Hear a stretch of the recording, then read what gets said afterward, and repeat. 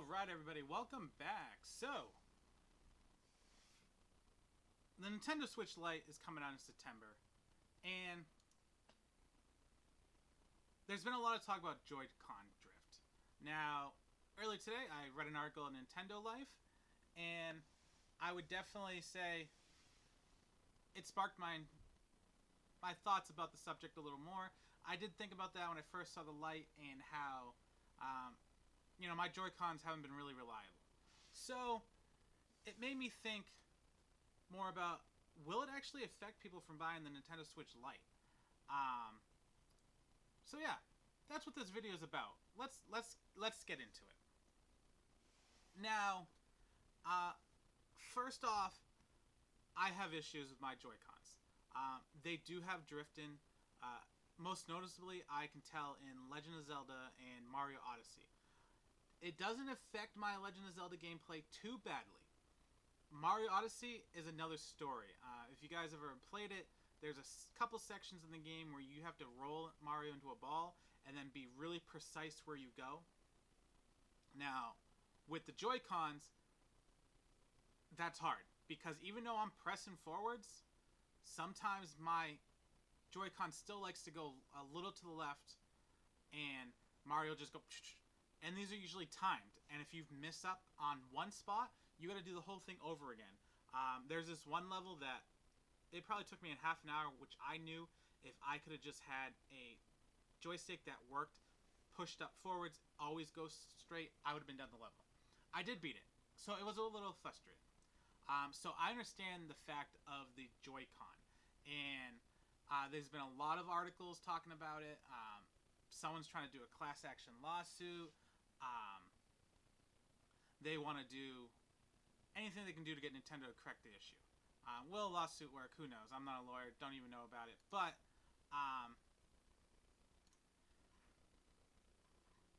I don't think Nintendo's going to be fixing it anytime soon. They seem like they know about the problem, and you'd think new Joy-Cons would come out that would have it fixed. But at the moment, we know nothing about Nintendo planning on anything. Who knows? Maybe these Joy-Cons are totally different on the inside. Different button layouts because of having to be a little bit skinnier. But we'll just assume at this moment it's probably going to have the same problem. So will this affect Nintendo Switch Lite? I feel, in my opinion, that it won't affect them enough to where they'll even notice. Because it's kind of hard to tell if a product is doing bad because people are boycotting it if it's still selling good. Get what I mean? Like, if they still sell 2 million copies of the Lite by the end of the year, whatever their forecast is, let's say their forecast is 2 million, and they still sell close to that 2 million, can they say, well, if we would have done something different with the Joy-Cons, more people would have bought it? That's hard. Now, if they release it and it doesn't sell out by Christmas, and sales are like 500,000, I mean, that's probably still a good number in 3 months, but it would have to do really bad for Nintendo to be like, oh, we messed up. So I feel like there's a couple group of people. People that know about the Joy-Con drift, who means they already own a Switch. And not all of those people are probably going to be buying a Switch Lite. We don't know the exact number, but, not everybody that owns a Switch is buying a Switch Lite. So, that's not going to hurt sales too much. Those people that do know about it, some of them will be buying a Switch Lite anyways. So there you go. They won't matter towards Nintendo because they've already bought it. And then there's people who've never owned a Switch. So they might not even know about the Joy-Con drift at all. Never even heard about it. Could think people are just, it's like the Red Ring of Death. They're over-exaggerating. I had an Xbox 360. Nothing ever happened to it. Which, yeah, I had an Xbox 360 white. And I went years before it actually broke. So in my opinion, it could have just came down to, mine finally fell apart, where I had friends that months in would go on with it. So you get those people. So they'll probably end up buying it anyways, because they don't already own a Switch. They don't really keep up with it. And then you have parents. Parents that are buying it as a present for their kids. So there's basically 3 groups of people. There could be more if you want to break up subsets. But I think you get the people that know about it, that already own a Switch because that's how they know about it. And some of those people will buy it, and some of them will boycott it. Not that many in comparison to people that have never bought a Switch that could be waiting, this be their first Switch, and you know what? Once they buy it, who knows how long the Joy-Cons go out. And then there's parents who probably aren't keeping up with this stuff anyways. They're going into a store, they're like, oh, I can finally get a Switch for my son or daughter, finally get me a Switch. Who knows? They're just looking to get it because now it's at a better price. You know, ads are going to show up, marketing's going to show up. PR is going to be good for it. So now you have three big groups. The biggest are going to be people who don't already own a Switch and parents buying it for their kids. So I don't think it's going to hurt Switch sales at all.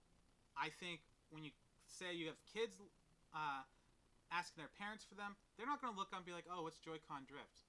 They're just going to get it. And to be honest, in my experience with my drift, the way I can tell my controllers drift is I put it on the map on Breath of the Wild and then just watch the little cursor move all the way to the top corner of the map or to the left corner depending on how I last moved my joystick. Yeah. Can I still play Legend of Zelda? Of course I can. Do I jump off a mountain every once in a while when I'm too close to the cliff when I'm getting ready to run around? Yeah. Same thing with Mario. It's a little annoying. But to be honest, I can still play most of my games, and yeah, it's annoying for little things, but for wide open levels where it goes off real quick, you know, it goes back onto where I want. So I don't know about other people's Joy-Con drifts. Maybe some are worse than others. But for the average user, the casual player, the mother buying it for their kid, unless they're like a heavy gamer, which means they probably know about this stuff and won't be asking for it, they'll get by. So I think in the end, Nintendo's probably going to get great sales off the Switch Lite. Collectors are going to buy it because of the colors. I don't think anything's going to hurt Nintendo to the point where they're like, okay, unless the lawsuit actually goes through. Maybe Nintendo's already proactively trying to fix these. Not the lights are probably too wet. But if they've already been trying to fix it, and by the time the lights come out, maybe they're the new version of the Joy-Cons, I don't think they're going to have any problems. So with that in mind, the Switch Lite is still going to sell well. The Joy-Con drift isn't going to slow the sales. It's just not, because those three major groups, only one of them know enough information to not buy it, and that's not going to be a large enough, because most of them already own a Switch probably, and the ones that do know about it that don't own a Switch will probably just take the risk and be like, hey, I can finally afford a Switch Lite. I'll see how the Joy-Con goes. Maybe there's not a problem. Maybe there's not. So it's not going to hurt. I think they're still going to hit close to their sale goal. I don't know. Sometimes Nintendo puts way goals up there, but they're still going to sell out. It's still going to be a big hit. And when Christmas comes, no one cares. They're going to need a gift, and if it's on the shelf, they're going to buy it. So I think Nintendo's fine. That's it. What do you guys think? Do you think it's actually going to hurt them? I don't think enough people could boycott it compared to the people that are going to buy it anyways for Nintendo to be like, could we get a few more million out if Joy-Con drift issue wasn't there in the, news and everything? I don't think so, but let me know. What do you think? Is this stopping you from buying it? Or do you think maybe they got it fixed, or it's not a big enough issue compared to the benefits? I know me, if I wanted a Switch for just portable, I'd probably buy the new version of it that has a better battery life than the smaller version that loses some features. But that's just me. Alright everybody, thanks for watching. If you liked the video, subscribe, hit the like button, share, check out my other videos, and yeah, let me know what your favorite Switch game is as well. Alright everybody, have a good night, keep on gaming, and I'll catch you